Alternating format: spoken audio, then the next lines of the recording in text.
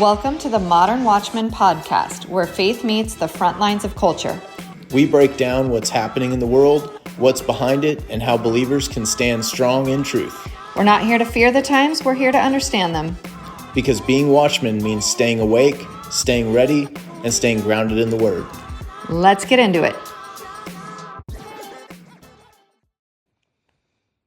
Welcome to the Modern Watchman podcast with Tom and Wendy. Hello. Hello. How are you? I'm great. Cruising into the new year here. Pretty soon. What are your New Year's plans and goals, Tom? Um, Are you a New Year's plans and goal guy? Are you a New Year's resolution guy? I am not a New Year's resolution guy. There's usually, I have like an annual one or two things that I have to change about how we do our taxes or something on January 1st. On January 1st, you have to change something about how we do our taxes? That's kind of your opportunity to like, from an accounting standpoint, not like it doesn't change, what we deduct or whatever. But if there's like we've implemented QuickBooks in the past when I was like, well, I kind of want to make a nice clean change on that. I see. That kind of thing. That's a resolution, I feel. It's not really a resolution. It's just resolve to, is that the word? I would just say it's like the life of a man held hostage to the United States government. Better. It's like a resolution. I actually resolved to not account at all, but I am and required by... Here we are. If I want to remain a free man, I have to pay with my time and effort to remain a free man. You do feel because I'm strong feelings about tax slave. Tax paying. Fundamentally. On that note, should we abolish property tax or income tax? Or both? Yes. Both favorites. Wow, really? Just get rid of them. I mean, these are such... Do you suppose that tariffs could grow to a position where we could scale back on taxes, really? I mean, you could say that we just have to raise $1, and as long as... Well, like, it's all in relation. How much do you plan on spending? That's the real problem, isn't it? It is. That is the problem, is how much money do you believe the government is allowed to spend on your behalf? I saw a meme that it was it World War I or World War II that put forth the temporary income tax? I believe that was World War I. So I think so too. And it was like, I can't wait for World War I to be over so we can get rid of this temporary tax. And I laughed. Yeah. Yeah, I think there's... So income tax is in its principal self unconstitutional. Is that a fair statement? I would say that a lot of people believe that, and then a lot of people go to prison arguing that. Oh, okay. So where would be the constitutional language? Or is it just something that was implemented later temporarily and therefore is not? I think that the collective governance of man has been around in one form or another, because even having a king is in some sense an agreed upon form of government. Now you can argue that they're like under the oppression of, but then there's also been revolts against kings, and if everybody revolts, that king doesn't exist. So there's it only remains with the compliance of the masses, so to speak. Income tax only remains. No, just any form of government. Okay. So what I'm getting at is like collective... What if we like most of the government, but not some of it? Then you're wrong, because I like very little of the government and dislike most of it. But that's my opinion. But I think, this is like a really, really mushroom cloud of a subject. But as they all are. If you come to an agreement that like man will always form some sort of government, and that government will tax somebody somehow, sure, because that's been around as long as man has, kind of, taxation has been around since there's been governance. In one, if it isn't monetary, It'd be with your time It's or your labor. it's with your labor or something, or you owe something to the tribe. You're either a slave physically or a slave financially. Now, I do believe that each individual man is granted their natural rights by their creator, that if you want to say, no, Tom, I am a free man, I'm not disagreeing with that, like, philosophically, but like having sort of a realistic, just the You don't reality have the ability of to, man. Well, unless you're Amish, not pay your taxes. Amish pay taxes in their different ways. They might not pay certain taxes because they don't play certain games, but Play certain games, pay certain taxes. that is a bumper sticker. Put it on a shirt. Nobody steal that. That's our new merch. Play certain games, pay certain That's taxes. brilliant. Thank you. You have to edit that out and save it for us. That's good. It's gold, Jerry. Anyhow, Ronald Reagan proposed, or was kind of a proponent of, this is where I heard it of, is reversing the model, where right now the vast majority of our taxation comes from the federal government, and then we also pay state taxes and county taxes and sales taxes and and wheel taxes and car registration type stuff. Wow, right? that's All that. so backwards. Well, he proposed, and I believe this is more constitutional. The only taxing authority should be Your state. the state, Yeah. and then the states have to agree to send. Imagine a world, and with all the fraud that's going on in our world right now. Imagine if our Congress had to convince our state houses to send a certain amount of money to Washington. Like, there was actually, they can only do the things they're doing and the way that they're doing it and the amounts that they're doing it because the federal government's authority has usurped the state government's authority. It really does make you crazy. Well, and think about it, because right now there is the competition between states. Like, what you get if you move to California. You get high taxes. Nobody's moving to California. Well, I'm just saying, you know what California is? You pay to play there, right? It's $900 a year to have a sourdough baking business, just in your state business tax. If you want to have any business, you're paying $900, period, end of story. I think our shirts will sell really well in California, as a matter of They fact. probably will. There's more registered Republicans in California than any other state. Well, y'all need to Buy our shirts. overthrow your state government. Yeah, that's for sure. Anyhow, it would make the most sense. So we were talking about the competition between states. So California has 12.14%, whatever it is, state income tax.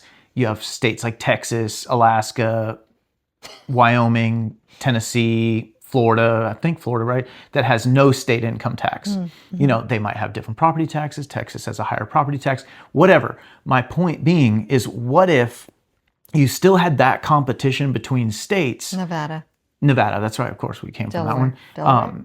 No, Delaware's different. They have different, I don't know. Delaware Anyway, makes their money in tolls, I found out.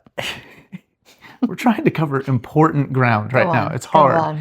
on. Imagine if the states were responsible for the taxation and they had to answer at a much closer level to you, the person, on what they taxed you on. And, Nashville's only 72 miles away from me. You know what I mean? Us, but... Well, my point being, it's a heck of a lot closer than DC is to Wyoming, that kind of thing. Yeah. And then the federal United States Congress had to convince the states to send them this amount of money to pass this budget to pay for these things. Man, we wouldn't need all those people up in DC, man. I believe that is how it was designed. Oh, yeah.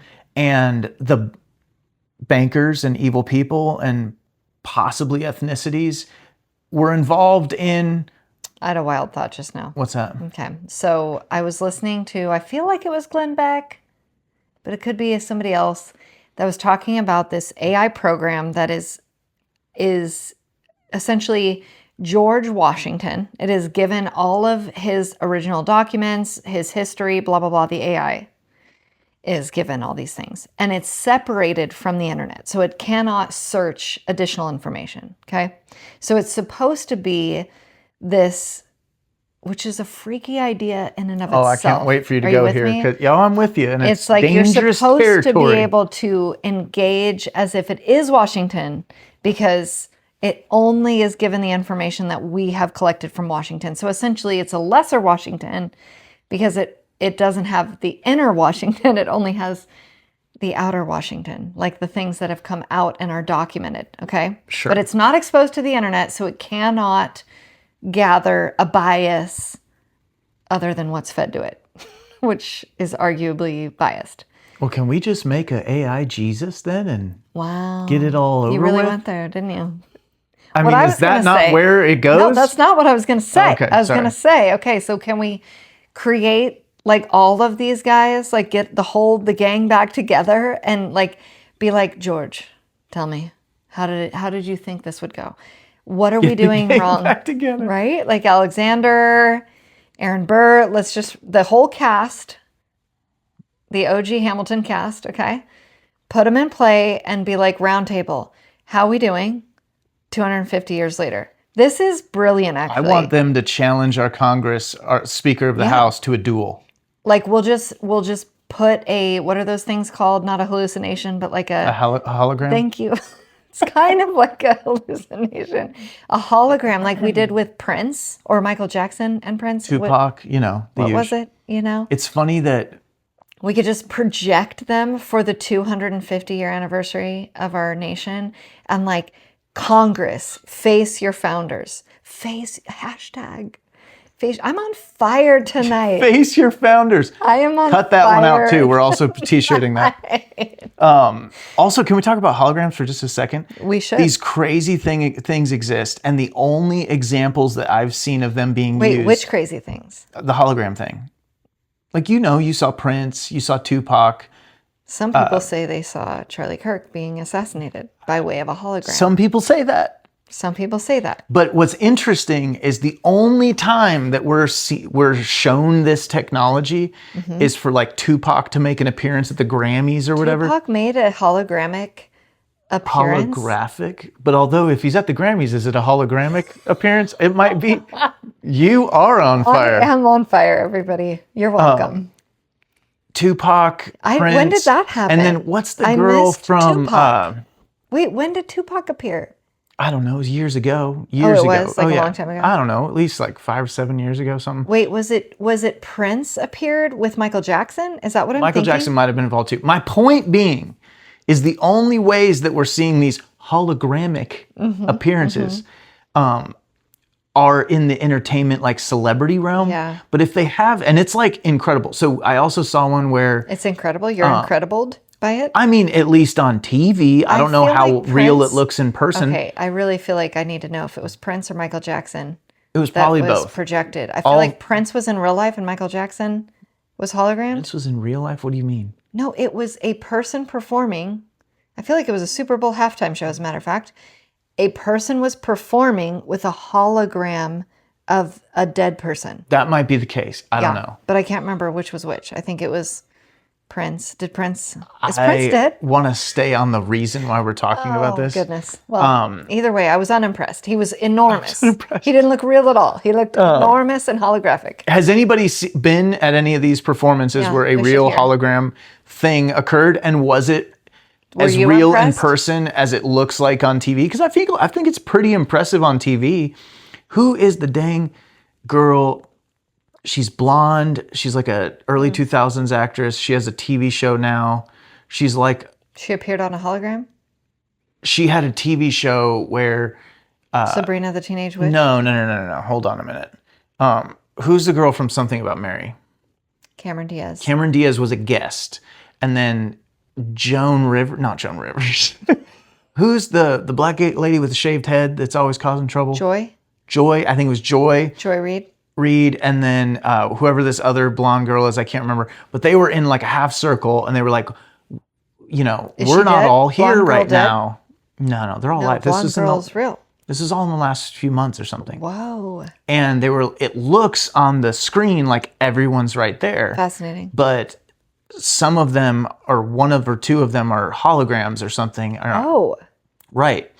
And now again, I only saw this on screen. No, I've not So even heard of that. I don't know if it was actually impressive in real life or not, but it looked. Okay, that's very different than what I'm thinking as far as the Super Bowl halftime show. Well, either way, It was my very point clear is there was a hologram. we have only been shown this technology Okay. in a manner that is like entertainment. bread and circuses entertainment, right? Not, well, some would argue we've been shown Well, it. I'm not implying that this is, I'm not directly implying this is a Charlie Kirk thing, but I'm going, a technology as powerful as that, Yeah. we're shown it as like hologramming people back from the dead to perform a music thing. But why couldn't you Hologram use that an technology alive person. to frame someone in a crime? Okay, what is happening? What do you mean? That's weird. No, I'm just saying, I'm saying alternative uses. You don't think that it will or has been used You're freaking me out. in some fashion? It's too powerful of a technology I had no idea. to not be utilized in other ways. And again, all I am posing is, don't you think they're coming up with other ways to use the technology than just making you laugh and, oh my gosh, Prince is performing on stage? We are bouncing around quite a lot already. Yeah, let's get back to taxation. Well, no, I don't want to. I want to say again, which we already said this, but like, I'm still viraling on this video I did where ChatGPT lied to me. I mean, and it's the most, I'm new to viraling. I'm new to going viral. And it is so interesting how many people, at least the people that are engaging with this content, Don't believe he's dead. don't believe he's dead. They really don't believe he's dead. And it's freaking me out a little bit. I think what's freakier about it is that, like, ironic, I don't know if everyone's seen it, but everyone's seen like the hologram video posts, right? Where that camera, you haven't seen that? Well, you mean of Charlie? Of the Charlie. So I can't believe I didn't send it. Sometimes I spare you you these did things because send I it don't to want me you. right away. But it has was to be too early. I know. It was too early and I was fully not ready to receive. They say that it has to be a hologram. minimum of like a 10 foot by 10 foot space to create the image. Yeah. And the camera that's in the back, the famous camera that someone takes SD cards out and then removes, you look at it, it's not a typical camera. It actually does look like a projection. And they show an image of one of these holographic projectors and what they look like. And it does appear very similar. Again, I'm not even saying I believe this. I'm just saying it is an interesting... We're referring to the fact that someone at TPUSA famously now took down a camera that was mounted behind First where they pulled Charlie SD was. cards, and then before an investigation occurred, like they pulled the immediately camera after- down as well, which I would just say... is unusual behavior. And again, I'm actually making a case for this, whether I wanted to or not. There are a lot of elements that follow the whole. People have said there's no blood on the ground when they're carrying him to the car. That's something I didn't really internalize. Well, and then also you would need to, if there was no real crime scene investigation, that whole element kind of went blank for us in the storyline of what all happened. We jumped from the camera footage of it occurring to like the press conferences on Tyler, the shooter, and the gun that was found. Yeah. And then like, forgive me, but was it not like they were repaving like 2 days later, the whole dang place? Totally. And so along with, if it truly was like a holograph camera, projector, you would need to remove that, or, it would be processed in a crime scene. There has to be, I don't know. I really did not come on here tonight to make that case, because that is not a case I'm entertaining to be very much. But I'm open-minded. I pursue the answers to questions. I haven't been a conspiracy theorist as long as you, my dear, have been a conspiracy theorist. And I say that with not any hint of, I speak that conspiracy theorists are people who are often seeing the truth. Okay, I don't mean that in any pejorative. Is that the right word? Sure, negative connotation. Yeah. I have recently and this is by no persuasion of the Candace Owens narrative, I must also insert here. Just, I feel like my brain is breaking a little bit with like, could things be so much worse or different than even I can conceive of them? Because I try to stay more anchored in, again, the Occam's razor and like what is most likely, and that whole, I think that's important. I was actually accused of using Occam's razor recently as like discrediting me as a legitimate conspiracy theorist. And I was like, no. I actually feel like that's an important element of it's a critical element of considering conspiracies, is that oftentimes we slip way too far. Like, I watched way too long of a video in the last 3 days of somebody trying to argue on Instagram that there were no planes in September 11th. I watched way too long of a video and frankly was like, I mean, you make an interesting case. This is what I'm saying. Okay. I say that to say I still believe there were planes. We'll show you the video. I'm going to find it and show it to you. Look, because someone's going to message us and be like, that's reasonable. Sorry, guys, there were no planes. It is, again, with so many people coming into the comments and just perfectly, like, absolutely willing to say he's not dead. That's like so obvious he's not dead. And again, I'm like, you guys, do we not remember who Charlie actually was and how he wouldn't even come along with a tiny fib? Like, do we really think that Charlie Kirk would be in cahoots faking his own death? Can I propose something just for fun? Absolutely, that's what we're doing. What if, and you know that I'm being honestly intellectual here because I have not gone down the road that I'm about to propose, but what if Charlie secretly did discover that his wife was his Mossad handler? I don't like that. What would you do if you were Charlie? Well, that's what a lot of people are suggesting, right? That he's in the witness protection program, that he had to He's not in the witness protection program. That's what a lot of people are saying. This, for Charlie Kirk... Why don't you think that? Because the witness protection program is not safe from Mossad. Oh. This would be... Good to know. No, I'm serious. And that's good to know. What's interesting is, even though I don't have a direct correlation for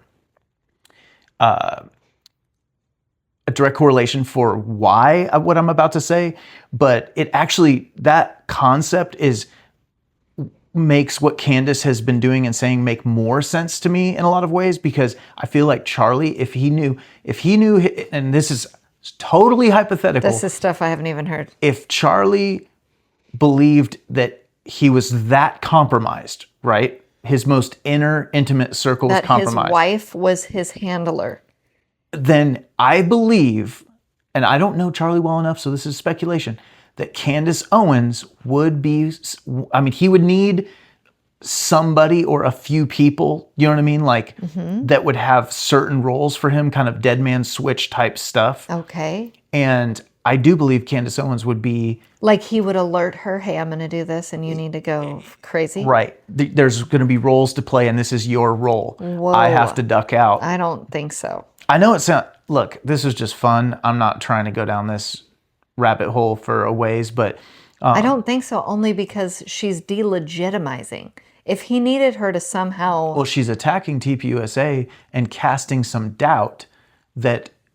But why would he want to, purge TPUSA? Why would he want to throw a grenade there? First of all, if Erica Kirk was his handler... Okay, she's infiltrated I TPUSA. already believe, and I've already said on this podcast, that even without Charlie's knowledge, I believe that before he fully understood what it means to be influenced by Jewish donors, his organization was infiltrated by the tentacles of Jewish donors. Sure.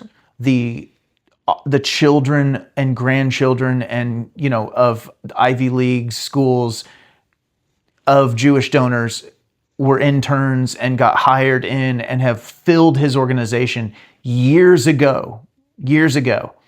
And when he went to right that ship and bring some truth to it, I do believe he was figuring it out. I'm not saying, the whole big thing we just proposes, but TPUSA is infiltrated. Conspiracy theory. TPUSA is infiltrated top to bottom with not just the money of Jewish influence, not just the money of Jewish donors, but actually the people of Jewish donors. That's what I'm getting at. Mm-hmm. So there is, if he knew that those very same people were about to kill him. Even still feel like the man is principled to a fault. I know what you're saying, and it is a weird, I would say that's the best argument for him not faking his death. I agree with you on that, and that's a tough one to get over with. And I will say my biggest thing is, at this point, if Charlie Kirk comes back from the fake death, I feel like he's the Antichrist or something. It freaks me out because I'm like, you can't come back from the fake death. No, I know. That's what you have to fake death and then stay dead. What is the? No, I don't. The other thing that lots of people have said is it'd be pretty epic if he just put in his paperwork for president. Valhalla. What am I saying? Yeah, Valhalla. What is that? This is what Kash Patel said. It's a Q thing in my opinion. It falls into the Q realm. Lots of comments on my viral vid that I am not a fan of personally. Not a fan of Q. Again, I'll hear anybody out, but it's this island where the witness protection program goes. People just have such a naive sense of what that means. So he didn't. If he faked his own death, he didn't go to Valhalla. If the Mossad was trying to kill him, there is nowhere safe that you know about on Instagram. Do you know what I'm saying? Kash Patel wouldn't have said it, etc. No. Well, unless if tell me, and I'm speaking to Why would Kash say that? Why does Kash say that? So it's a common warrior. Oh, is it? Thing? Yes. Okay. So a fellow soldier dies in combat. You say, "We'll see you in Valhalla." Valhalla is a place that warrior Vikings go after death. Oh yeah, it's a Viking heaven. It's maybe not a fully accurate way to say it, but it's a Viking afterlife. And so in the soldiering, community, you say, "I'll see you in Valhalla." Now, fascinating. Kash Patel is kind of not a Viking. Yeah, he's I would never say that to somebody. I think it would be corny for me. I don't see myself as that badass, I guess you could say. Oh, okay. It's but if a Navy SEAL wants to say, "I'll see you in Valhalla" to his buddy who died in combat, I see. Go for it, man. My hat's off to you and your buddy. Okay. But for Kash Patel to say it, I see. is just kind of lame, and everyone else will say, "Well, he was saying it because it's a code." Well, I don't believe that. I think that's garbage. There's some island that he's untouchable on, or he's in on it with, what's your explanation for that? He's in on it with the Mossad that want to kill him, or who wants to kill him? You're saying Kash? No, Charlie. Oh, I see. So who wants to kill him that can't find him on this island? You think that the code that you picked up on Instagram didn't get picked up? The silliness. So either he has to be completely in on it with the people who want to kill him but are going to leave him alone, it was all fake. No. But he's got to go live on this island now. It doesn't make any sense. This has taken a turn. It doesn't make any sense. Where did we get here? How did we get here? Taxation? I asked you. I wanted to go back to taxation, and you were like, "Hold what's on. your New Year's resolution?" And I told you I don't have resolutions. You said I have things I have to do to maintain my freedom, and here we are. Okay. 28 minutes in. We're in Valhalla. Oh, she said it, not me. Okay. Which we do. I should insert here. That's not a code to anybody. I should insert here before I pivot, because we did post, or we are posting, a quick video on Instagram about this. But we did actually see Miss Candace Owens out and about Christmas Eve. I regret not talking to her, especially because the girl behind me fully stopped her to talk to her. Well, let's back up. But I was we were out in Nashville. Better than that. We know that Candace, she lives in Tennessee. We were out in Nashville for her safety. I will not say where she's just cruising about without her security detail. But Tom. She didn't have a security detail that we saw. And we passed her on the street. She was with another female, chatting it up. We saw her multiple times. Didn't look like a security detail for what it's worth. No. She was a small, petite, she might have been whatever. Not that that means you can't be. She might have been a woke security detail. I highly doubt it. I am glad that Candace does not need a security detail because I don't believe she should have to need one. But we did just walk through a couple weeks ago her proclaiming her assassination. Imminent assassination, etc. That there is not just a person that wants to kill her, but an entire nation state has put an assassination hit on her, of which she, studiously text the president and Cash directly, informing them. And she does not seem to be in fear for her life, in real life, which I do think it is so wild. We talked about it the rest of dinner, that we would see Candace Owens in person when we talk about Candace as much as we do. I did think it was really weird. It felt funny. I know. I don't want to think of us as overly important in our Modern Watchmen not overly podcast important. But I was like, that is an odd thing, It God, is for you to so throw weird. me the walking path. I didn't brush shoulders with her, but like I was passed her, you exchanged 10 feet eye away from her, contact. or I would say maybe 15, 16 feet away from her. I was like, that is Candace He Owens had walking parked, straight and at me. He dropped us off. He went to park. As he was walking to the restaurant, he passed her on the street. And ironically, I had a camouflage as he does, overshirt kind of on. You've seen it on the podcast if you watch on YouTube. I may or may not have been carrying, which was sort of concealed. But I was like, I looked at her and I literally, because this is how like Hilarious. Self-conscious, self-aware I can be sometimes in my own head. But I literally was like, don't look like an assassin to her right now. I'm dead serious. Oh, I believe you. And I was like, I wanted to acknowledge her and be like, hey, Candace. That and was I kind of my gave her first like, thought when you told me I just saw Candace. I was like, did you scare her? no, I kind of gave her like a wink and a smirk. You know what I mean? Like, hey, I recognize you. Like, I know you. It was like, I also don't know want what you're saying I online. felt like if I opened my mouth, she was like, this guy's about to shoot me or something. But she might feel like that all the time, being Candace Owens in this crazy woke world Not that she enough lives. to have a security detail. I agree with that. But at the same time, I also was raised not to bother people that are famous. You know what I mean? Like, just let them be normal humans. Mm-hmm. And so I did that. It's polite. Anyways, And then of course I turn around because I was like, did that just happen? You know what I mean? And the girl like 15, 16 feet behind me had fully stopped her to talk to her. I was like, of course. What would you have said if you stopped her? I don't know. I probably would have made an absolute fool of myself because I'm too awkward. Well, I was going to say, I don't want to say too deep of a thinker because that sounds super like narcissistic. But like, I couldn't just ask her one question. I'd be like, Candace, stop and talk to me for 45 minutes. Candace, let me record what we're about to say. I would have totally like off the record made a fool of myself trying to talk to her because I would have annoyed the crud out of her. This is always what I think is going to happen when I meet Justin Timberlake. Well, it already did happen when you met Justin. It did happen. You basically muffed Justin it. Timberlake, I did muff it. It's true, but it was before I knew you. Aren't God you had glad a plan. I'm so that glad. I muffed it? I'm so glad. I could be living such a different life. Me too. You could have. I never think of the life you could have been living. That's super narcissistic of you, okay? We're having a good time. I would have been a good one. All right. Having a good time. I would have had a good life too, probably. Okay, so you scared Candace. She didn't have a security detail.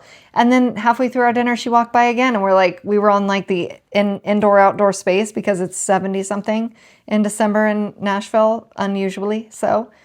And she walked by again. And my kids were like, bah, and got up and chased her a little bit. Not scary chased her. I was like, how funny is not it? Like an assassin, not like a child assassin chase. We didn't land on the moon. Homeschool mom is it that my kids want to like, chase Candace Owens and like get up out of their table. And that's peak homeschool mom I really in think 2025. we're killing it. I'm like right there in the mainstream. Your children wanting to chase Candace Owens down the street. Yeah. So that's we do in need a to tell you. way, We need to tell you we saw Candace. And it was a funny Christmas gift. And she wasn't rocking a security detail. She's And good. when I She's say living her that, life. I say that with a very high degree of confidence. That was part of the reason why I looked over my shoulder, was because I was like, did I miss something? Because there was nobody in front of her for, I mean, I was approaching her for maybe 40 yards. Like you said, if she did have a security detail, it was not It was parked around the corner, and it was a completely ineffective security detail. Yeah. Candace, if you need a security detail, I have no experience in it, but I am open to working with you. Obviously, no, he's not. Winking. You remember that winking. wink? He's winking on. You remember this on the vlog here, everybody. Yeah. Okay, we'll remember on. That face. You know, this is as we do. We had a point to this podcast, and it is not anything we've talked about thus far. I will say, she also looked exactly in person like she looks on. She wasn't. Which in sometimes a that's no, but like I've also seen. Well, I'll say this. I feel like in Hollywood, not that I was like raised with a bunch of famous people or anything, but like he has some celebrity in Hollywood relatives. And like People magazine. A lot of times you see people and it's like be undercover. And they I don't know if people know this, but a lot of times the reason why celebrities look completely disheveled is it's the best way they can just go to the grocery store and not be recognized. You know what I mean? So when you see those pictures in People magazine, also on drugs though. That's true. It's a shot in the dark. It might be both, you know. I see what you did there. Candace Owens' series was a shot in the dark. Oh, and I pulled that back around. Dude, I'm like peak homeschool dad right now too. My goodness. You're so on track. Peak anti-vax dad right here. But either way, she did not do that. She was like, she looked exactly like she does on her. And she was very pretty. Like I was like, that is Candace 100%. Looking good, Candace. Living your life. Happy to hear it. The thing we were going to come on and talk about tonight is, what is it called? Annihilationism? Is that right? I believe so. So we did have somebody ask a question, which obviously we love that. Wendycunningham@protonmail.com. I don't know my own email. But so what is it? You said it that's it. Not .protonmail, @protonmail.com. Wendy Cunningham. Cunningham@protonmail.com. Okay. Send topics. Hit us up, Candace. Questions, thoughts, disagreements, videos, whatever you want to send me. You can also follow us on Instagram. We love that. Somebody, a good friend of mine, reached out and was like, what do you think about this? So apparently Kirk Cameron, I didn't hear about this outside of her, so I don't know if this is like a known thing, but he got a little bit in the controversy pool by putting forth a podcast with his son, which I thought was very evenly presented. As a matter of fact, we listened to it and I thought it was well researched and I thought it was like a fine thing to put forth. But this is kind of what we talked about on our last podcast, where Christians get a little wackadoodle sometimes about things. And I'm like, you know what? We can't, I don't know that I will ever get to a place, as many times as I have read the Bible through, and as much as I have studied the Bible, which is intently, constantly for the last decade, which I don't say that to be impressive. I just say that that's where I'm at. To be consistent. Yeah. That's where I'm at. I don't know that I will ever stand in a place where I'm like, I am an authority and I know for sure everything there is to know about the Bible. I don't think we're ever supposed to get to that place. I think there is a mystery of God's word and his ways that is there on purpose and by design. And because we are so limited as humans in our perspective and in our understanding of what God does and how he's set things in motion, we just have to like hold all of that as true and recognize that like we might have thought something is true for a decade or 30 years or 50 years, and we might be wrong. Might be some revelation. I think that's fair. Let's set this up for them, because not everyone is familiar. Kirk Cameron. Well, let me finish that thought though. Finish the thought. All I'm getting at is Christians attacked or like went crazy at Kirk Cameron for this school of thought, which that's what you can set it up here in a second.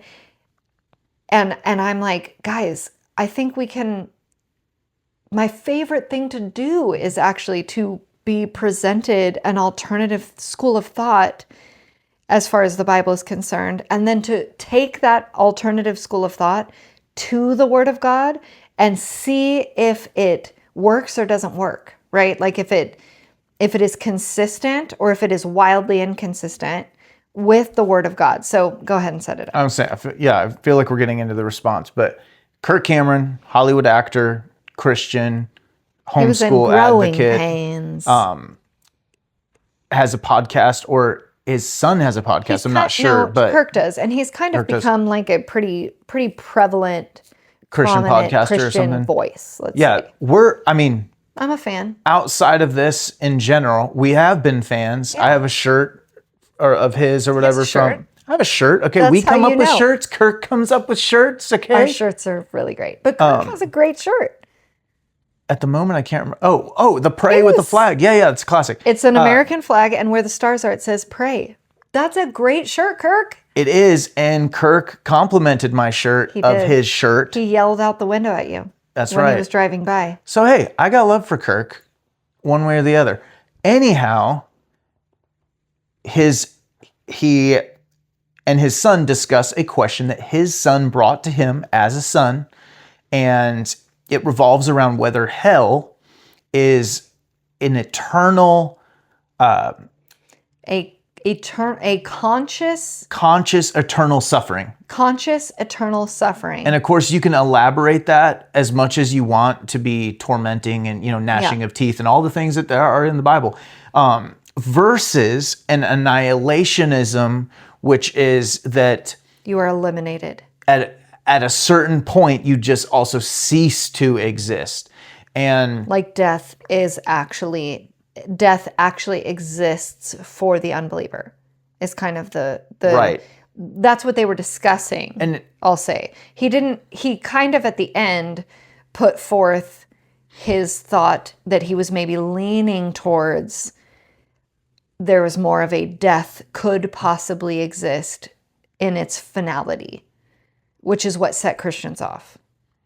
But he also said that maybe there's the pain and suffering that one does suffer through could vary for a period of time, depending on what your sins were or whatever. I want to be careful not to put many words in his mouth. Could we link his podcast? Because link that podcast. I actually thought his son. He did a much better job than we're about to do. Well, putting forth his. I feel like there's no point in reiterating and recirculating it when, first of all, Kirk and his son deserve the credit and views, so to speak. I think they articulated this discussion very well. They held this discussion very well, and along with what Wendy's kind of saying, like when we need to be prepared to have these conversations with our children, period. There's nothing wrong with our children having questions. Now, his child is a young man in this point, but young men have questions too.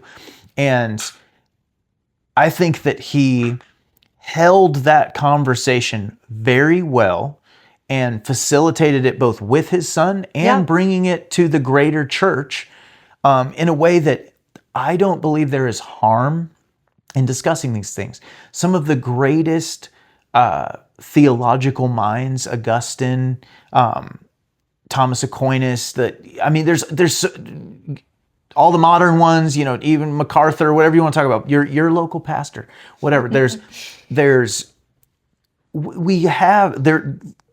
well known for how they articulate their interpretations of the Bible, the Word of God. And I do think it matters that we get the interpretation right. I don't want to make it sound like I'm being frivolous and just like jump on a bandwagon and have a good time. But like having a conversation about it, wrestling with an idea. I think that's important. Is important. It is not inherently bad. It's not heresy. No. It's critical. And we can't be fixed in our understanding and our revelation. Especially in the stewardship of our children, where like if he was to be like, that's blasphemy, don't ever say it again. I mean, the question isn't going to go away in his son. Right. You know what I mean? And I think one of the biggest lessons to get out of this is how to respond and really be willing to like go there with your kids or even with a new believer or someone you're ministering to. His child is an adult also. That's what I said, yeah. And what I love about it is he challenged his child, like, go pull up the scripture, make your argument to me, and we'll discuss it. Which I'm like, hello, homeschool dad. Totally. Killing it. Nailed it, Kirk. Yeah. So it is, some of the things that they put forth were, one, the justness of God, which I thought was a compelling argument as far as like, the whole, like an eye for an eye, as an example, like the Bible talks about an eye for an eye, a tooth for a tooth. And a lot of us think that has to do with, like, I'm going to do to you what you did to me. But really what the verse is doing is limiting the revenge we might want to take on someone else. And it's saying, you can't do more to someone than what they did to you. Like, the punishment needs to be just and fair and matching the punishment. That's what that verse is actually more speaking of. So when we... Also says turn the other cheek. Correct. And all of this lends itself to a God who is merciful first, as well as being just, and is the crime, I would use air quotes, but I don't want to use air quotes, is the crime of just not believing in Jesus warranting of conscious eternal suffering? That's the first argument they put forth. Is a just God going to send you to hell for all eternity simply because you failed to believe in him? Now, I'm using language that I don't know is appropriate because I feel that to say you don't believe, you're rejecting the God of the universe is actually a wildly huge offense. So I'm making it sound like it's not a huge offense. I understand that it is a huge offense, but that's an argument you could put forth that is simply rejecting the God of the universe, simply there, I'll use air quotes, rejecting the God of the universe, warranting conscious eternal suffering. Is that the action of a just God? I think that's a fair question to put forth, and I think it's something we can discuss and go back and forth and maybe never come to a decision on that. I think that was actually a really fair point to put forth, and they talk about it a lot more than I just did right then. The other thing is they go into some scripture. Now, I have actually done a little bit, like at the end of the episode, I landed more in the place of hell is eternal and it is conscious. And something that influenced my thoughts on this is, and I'll have to look it up and link it in the video as well, but it is, I think it's called 28 Minutes in Hell. Do you remember this? I remember what you're talking about. 22 minutes in hell or 28 minutes in hell, 20-something minutes in hell, where this pastor was given what he says is a vision, a dream, where he experienced 20-something minutes in eternal hell. And his experience of it, he shares his dream, he shares his vision, and he backs it up with a tremendous amount of scripture, which was really interesting and compelling, of what hell actually is. And a lot of us have this picture of, just burning alive forever, like the bush that Moses sees in unquenchable fire. Yeah, this unquenchable fire. And actually that is scriptural. That comes from something. Let me look it up. I just had it. Mark 9:43-48. It says, to go into hell where the fire never goes out, ... where the worms that eat them do not die and the fire is not quenched. That's just one example.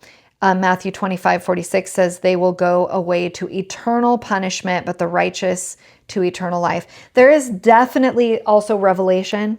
That was another one. The smoke, Revelation 14:9-11. The smoke of their torment goes up forever and ever, and they have no rest day or night. Revelation 20:10, 14 through 15, they will be tormented day and night forever and ever. Anyone whose name was not found written in the book of life was thrown into the lake of fire. Lots of language that has to do with eternity, forever and ever, ongoing, unquenchable, etc., etc. I lean towards the idea that there is, and we are all eternal beings. And actually, that's not the appropriate word. The appropriate word would be infinite, because eternal, only God is eternal. Eternal references no beginning and no end. Infinite is beginning but no end. So we are infinite. God is eternal, but we use this language eternal, which I would have to go look at the Greek or the Hebrew, like what is the original language and what is that word? So there is a lot of language that speaks to the fact that although we have a beginning, none of us have an end. We will live on forever in some form beyond this mortal life, which lends itself to where will we be? And the consequence of sin is death, which what is death then? We have to, give a definition to what the word death is. Biblically speaking, death is just separation from God, eternal separation from God. As long as we are on earth, we are not separated from God, even when we are in rebellion, even when we don't believe in God, even if we've never walked in a church, we are not separated from God because the Holy Spirit is all around us. It is omnipresent. It is omniscient. It is everywhere, always. It is all-knowing, right? Like the fact that the earth is still held together is God. Is God's presence in action. So we are not separated from God. Say creation, even when we're in, even as unbelievers, we're never in this life separated from God. In the way that we are speaking of when we speak of death. Death, when you're judged and thrown into the fire, that is when, again, it also needs to be said that this is not something God chooses. This is not a place God sends people. This is a place that people choose to go. God will ultimately give you what you want. He will not force you to believe in him. He will not force you to accept him. He will not force you into heaven. That is the actual wildness of the Christian faith, right? This is the strangeness. This is where the humanity leaves the deity, because humans, when given all authority and all power, force other people under their authority every time, right? Historically speaking. I'm just, for the sake of argument, we're forced under his authority in that we have two options. Okay. What sinners who reject God would like is a third option. They're like, sure. I don't want to obey you, and I don't want to go to hell. I want to do the other thing. I want to do what I want. But the reality is it's not that we're forced under his authority. We are under his authority. He's the God of the universe. Okay. And that's sort of that. You would come up with that. Well, it's just a fair, I feel like that's a fair statement. It's the reality. Now, it's one of those things when you come to grasp. God won't force you into his will.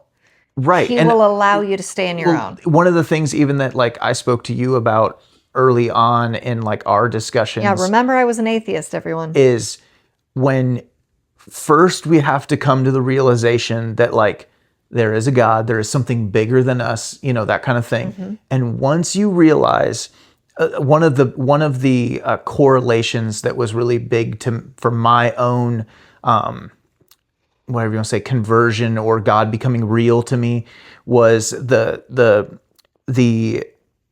symbols and the correlations in creation in relation to a mother gives birth to a child, gives life to a child.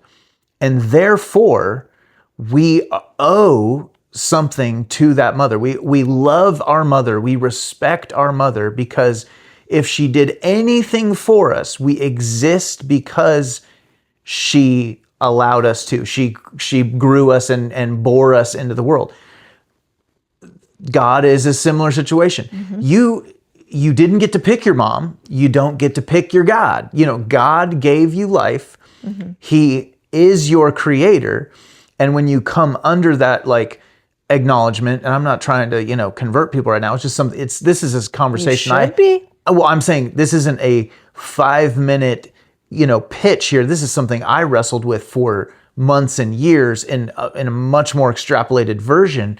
But like when you come to that realization that like there is something bigger than me, so whether I like it or not, I'm under their authority. If something created the universe, it's irrelevant how I feel about it. So then I have to start going, what does he want? Yeah. What are the expectations? What is this paradigm that he has put in place? What is allowed and what is not allowed? Then you can start to ask these questions of, sure, who is God? Now that he gave us his word that lays all who he is and who we are to him, and all of it's right there. But you don't kind of get there until you accept him as God. And it isn't 3 choices. It is 2 choices. 2 choices. My way or your way. And the 2 choices. Well, I guess it's my way or not my way. It's not your way. I think bring it back to like annihilationism versus eternal suffering. Is that what we're calling it or whatever? Eternal conscious suffering. Eternal conscious suffering. Like, are you aware of the suffering as you're in it? I mean, the Bible verses do not convince me towards annihilationism.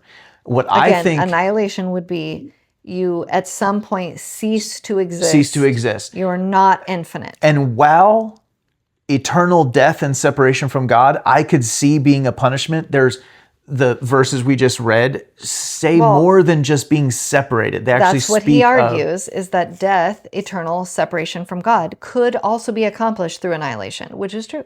Right. But what I kind of... Those verses we read speak of a forever and ever of suffering. I saw a lot of his son in myself in just...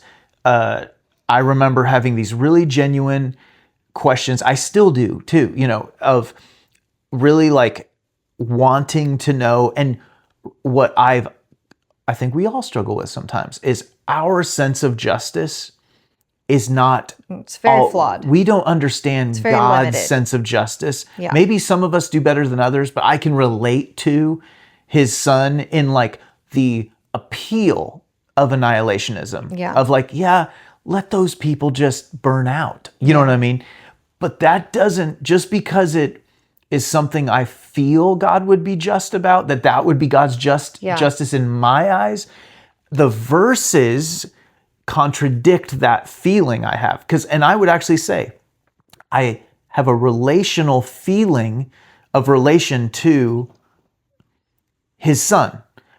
But the word doesn't allow me to commit to that.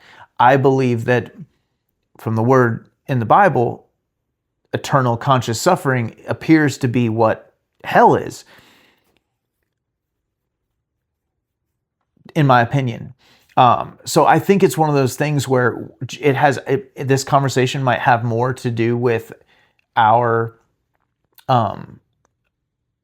understanding of God, because it's so, God is a complex being, right? Like that's an understatement. His ways are higher than ours. How can he be so incredibly merciful?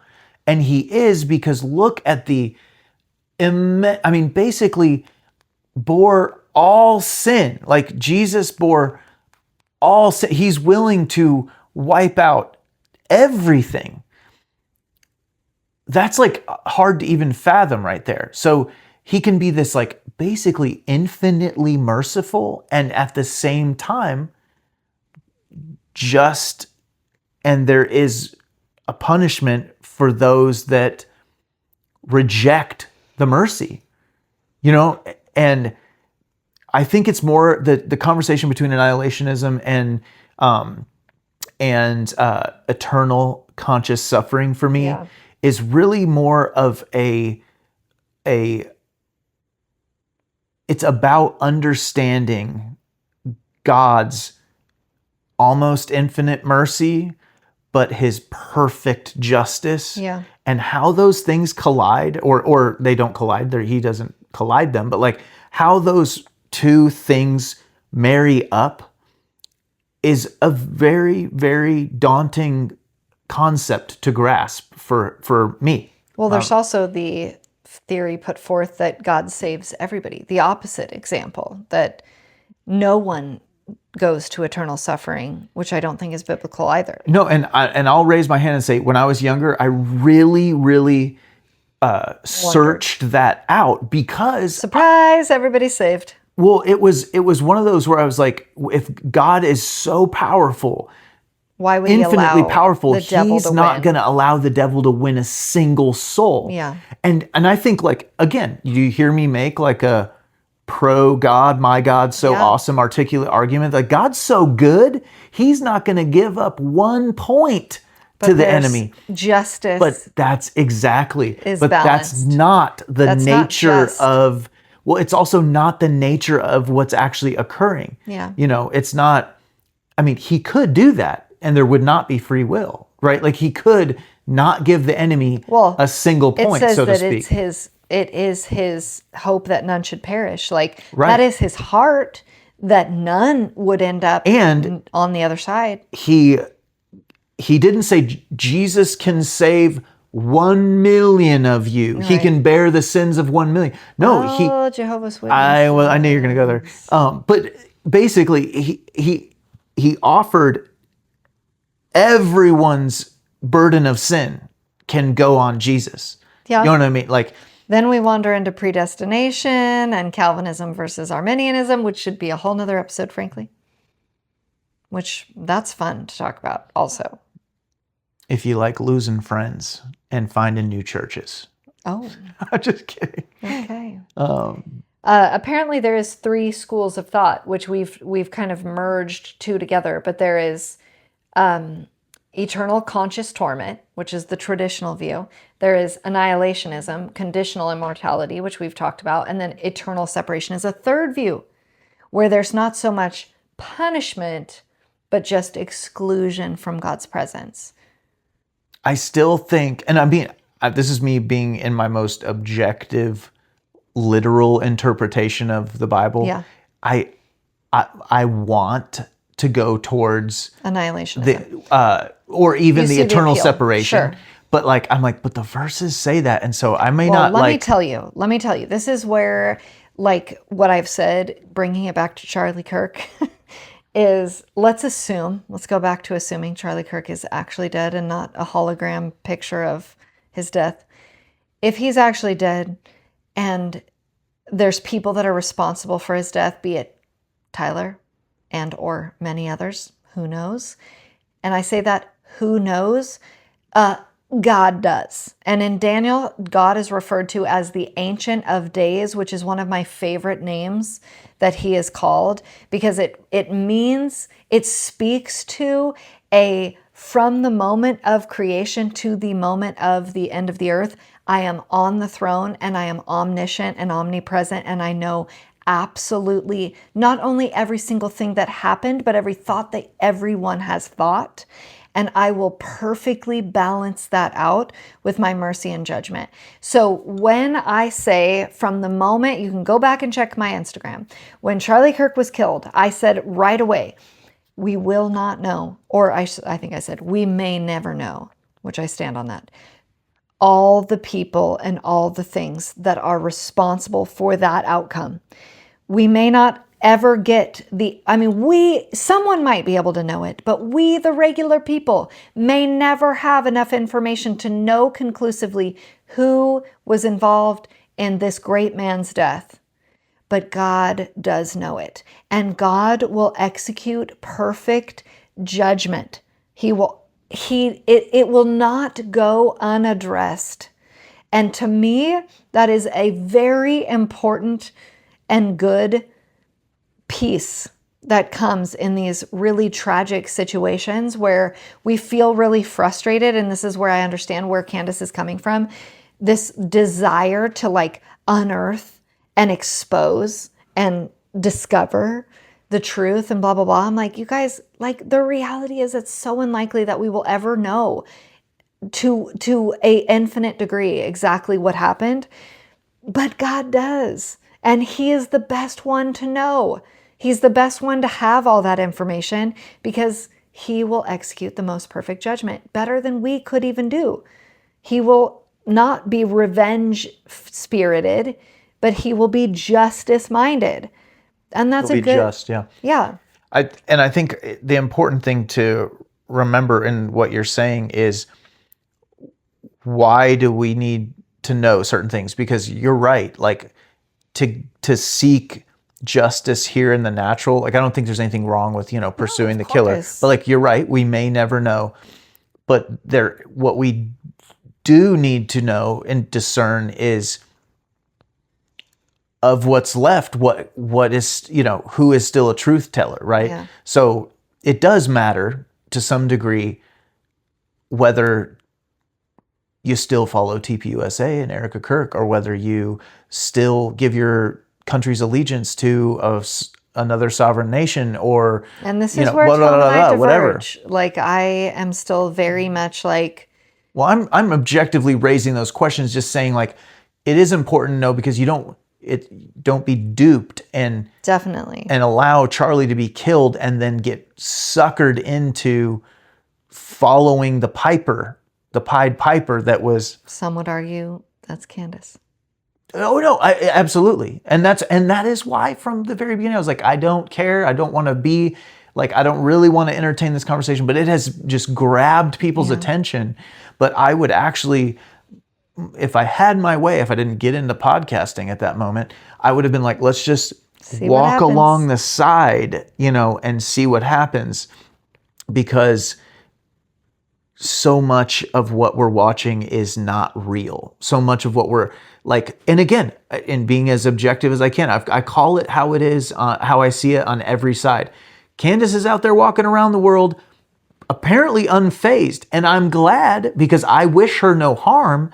And at the same time, she's expecting to be knocked off by a foreign government or something too. So it's like, so much of what we're watching is not real, and we need to be discerning about what that is, whether it's on the one side or the other. That's good. So please, I love hearing questions. I love the proposition of different topics. Send me videos.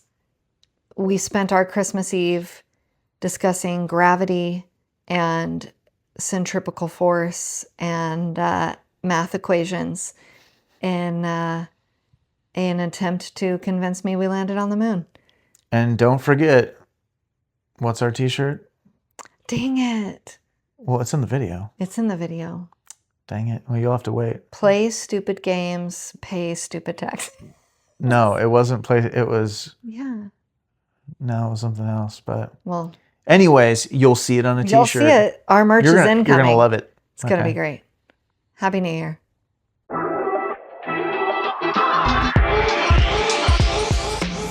Thanks for joining us on the Modern Watchman podcast. Remember, truth isn't just something we believe, it's something we live out every day. Stay alert, stay discerning, and don't lose sight of the hope we have in Christ. Until next time, be watchmen.